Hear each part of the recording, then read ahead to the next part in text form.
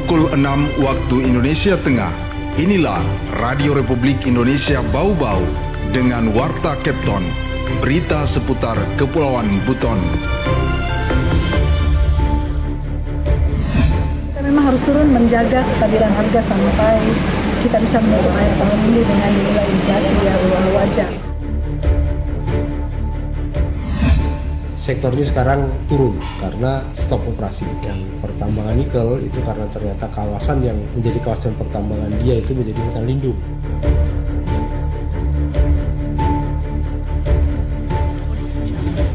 Selamat pagi dari Jalan Limbolio, kami sampaikan pokok-pokok berita. Cegah gejolak harga dan tekan laju inflasi, pemerintah Kota Bau-Bau sidak pasar dan distributor sembako. Kantor Pelayanan Pajak Pratama Bau-Bau mencatat realisasi penerimaan pajak sampai dengan November 2025 baru menyentuh sekitar 328 miliar atau 49% dari target 671 miliar rupiah. Inilah Warta Kepton selengkapnya Jumat 28 November 2025 bersama saya Waode Sabaria.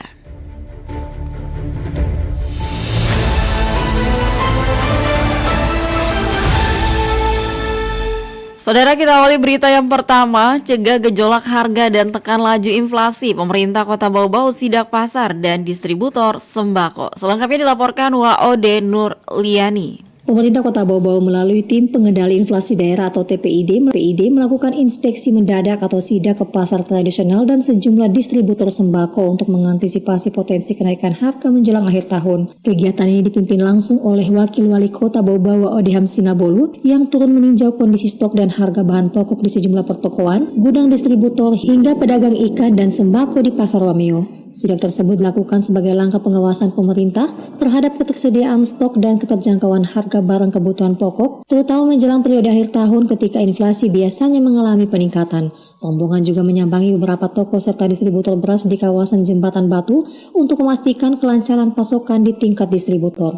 Wakil Wali Kota Bau-Bau Adam Sinabolu mengakui tingkat inflasi Kota Bau-Bau tercatat cukup tinggi di Sulawesi Tenggara sejajar dengan Kabupaten Kolaka. Untuk itu ia menegaskan pemerintah akan terus melakukan pemantauan harga secara berkala untuk menjaga stabilitas bahan pokok agar tidak memberatkan masyarakat hingga memasuki awal tahun. Kita memang harus turun menjaga kestabilan harga sampai kita bisa menutup akhir tahun ini dengan nilai inflasi yang wajar. Kalau sekarang kita masih cukup tinggi 3,96 dan kita harus mengejar yang serendah-rendahnya harus di bawah 3 ya. Nah, kita datang seperti ini juga untuk mensinkronkan rencana kita menurunkan inflasi dengan kenyataan di pasar gitu, karena inflasi itu adalah angka yang instrumennya dibentuk oleh pasar kita.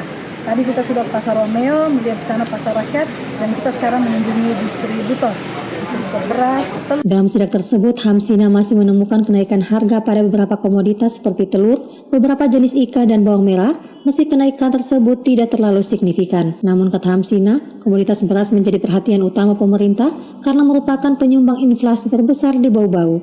Pemerintah menargetkan inflasi dapat ditekan hingga di bawah 3%. Menurut Hamsina, lonjakan harga kebutuhan pokok akhir tahun merupakan fenomena yang kerap berulang sehingga langkah antisipasi harus dilakukan lebih awal. Pemerintah lanjutnya terus berupaya menekan inflasi melalui berbagai cara, termasuk menggelar pasar murah bersubsidi awal pekan lalu, pembagian bantuan sosial pangan kepada keluarga penerima manfaat yang sementara sedang berjalan, serta menjaga kelancaran rantai pasokan dan distribusi barang agar tidak terjadi kelangkaan. Ia berharap dengan langkah-langkah antisipatif ini, laju inflasi di Kota Bau-Bau dapat terus ditekan, sehingga harga kebutuhan pokok tetap terjangkau bagi seluruh masyarakat. Wade Nurliani, reporter dari Bau-Bau, melaporkan.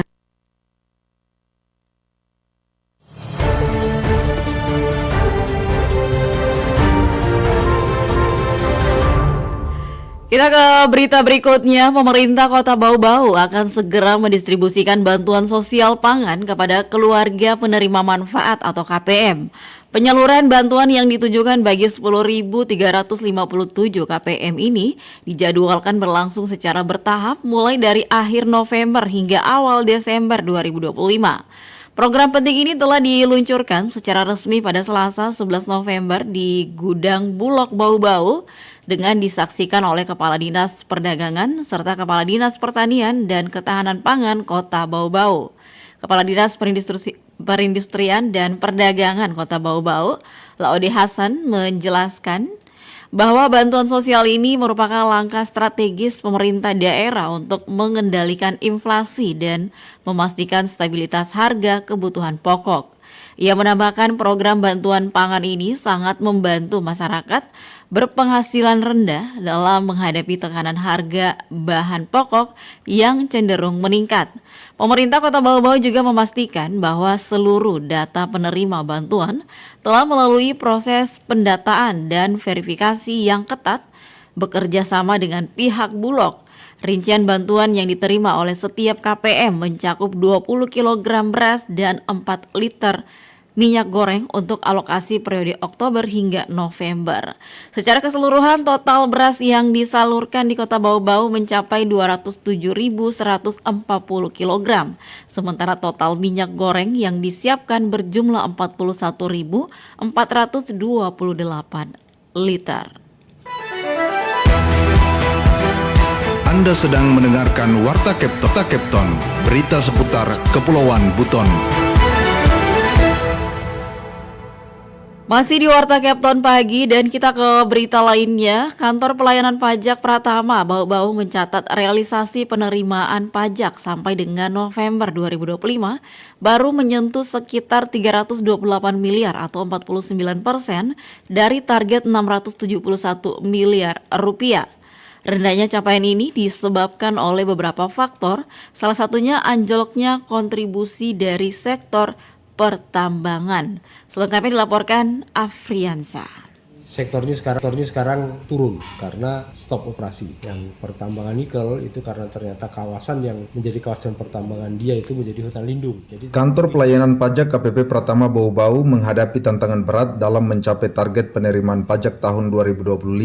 Hingga November, realisasi pajak baru menyentuh sekitar 328 miliar atau 49% dari target yang ditetapkan sebesar 671,4 miliar rupiah. Kepala KPP Pratama Bau-Bau Amri Basuki Purnomo mengungkapkan rendahnya capaian ini disebabkan oleh beberapa faktor. Salah satunya adalah anjloknya kontribusi dari sektor pertambangan yang sebelumnya berkontribusi sekitar 20% penerimaan pajak. Penyumbang terbesar tambang nikel di Kabupaten Buton Tengah, kata Amri, kini menghentikan operasi karena ternyata lahannya masuk kawasan hutan lindung.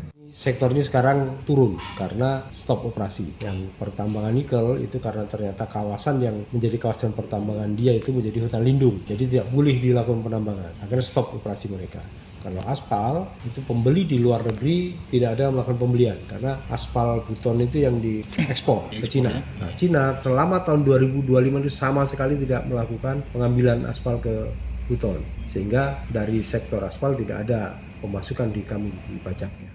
Selain tambang, kata Amri, penerimaan dari sektor perdagangan bahan bangunan juga menurun. Hal ini dipicu oleh rampungnya sebagian besar proyek infrastruktur pemerintah pada tahun sebelumnya. Kontribusi perusahaan konstruksi yang mencapai sekitar 5% kini juga ikut tergerus. Amri mengatakan faktor lain yang menyebabkan realisasi pajak masih rendah karena kendala teknis dari wajib pajak instansi pemerintah yang menyumbang hampir 60% penerimaan pajak. Pihak KPP Pratama Bau-Bau mengakui adanya perlambatan setoran karena masalah adaptasi sistem baru bernama Cortex. Ia mengatakan sistem ini didesain lebih sederhana, namun penerapan sistem baru selalu membutuhkan penyesuaian.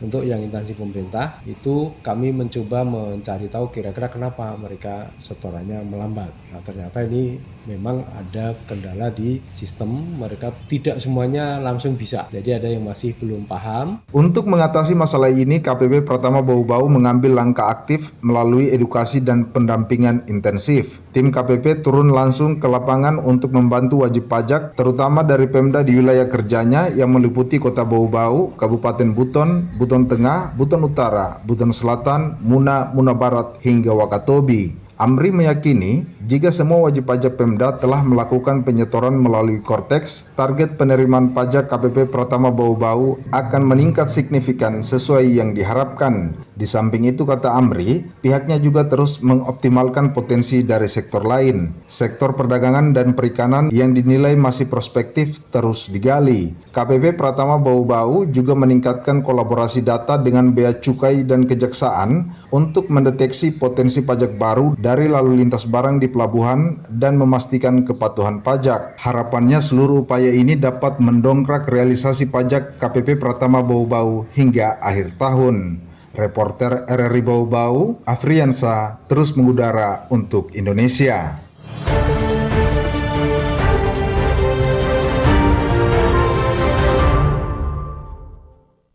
Kita ke berita yang terakhir. Balai Pemasyarakatan Kelas 2 Bau-Bau terus memperkuat langkah persiapan untuk mengimplementasikan Kitab Undang-Undang Hukum Pidana KUHP Nasional yang baru, khususnya terkait penerapan pidana kerja sosial. Upaya pematangan ini dilakukan melalui serangkaian kegiatan sosialisasi dan koordinasi strategis dengan pemerintah daerah serta aparat penegak hukum di Kabupaten Wakatobi yang dilaksanakan pada Selasa 25 November 2025. Kepala Bapas Bau-Bau Nasirudin menekankan bahwa pidana kerja sosial merupakan bentuk hukuman non-penjara yang mengedepankan rehabilitasi dan kontribusi sosial dari terpidana. Ia menyebutkan sinergi antar lembaga dan kesiapan fasilitas pendukung di daerah sangat krusial agar pelaksanaan program ini dapat berjalan dengan optimal. Pemerintah Kabupaten Wakatobi menyatakan komitmen penuhnya dalam mendukung implementasi pidana kerja sosial ini. Sekretaris Daerah Wakatobi Nadar menilai perlu adanya pemahaman yang menyeluruh dari seluruh organisasi perangkat daerah atau OPD yang akan terlibat. Ia mendorong agar segera diadakan sosialisasi yang lebih mendalam kepada semua unit kerja terkait. Tujuannya agar setiap OPD memahami peran masing-masing dan mampu menyiapkan lokasi serta mekanisme pengawasan yang terstruktur bagi para terpidana kerja sosial. Nadar juga menambahkan dukungan Pemda adalah kunci agar para terpidana dapat ditempatkan pada kegiatan yang benar-benar memberikan manfaat bagi masyarakat. Koordinasi ini turut melibatkan Wakapolres Wakatobi, Komisaris Polisi Nurdin yang menyoroti aspek pengamanan dan ketertiban. Keterlibatan pihak kepolisian dinilai penting untuk memastikan bahwa kegiatan pidana kerja sosial berjalan lancar, tertib dan tidak menimbulkan persoalan baru di tingkat lapangan.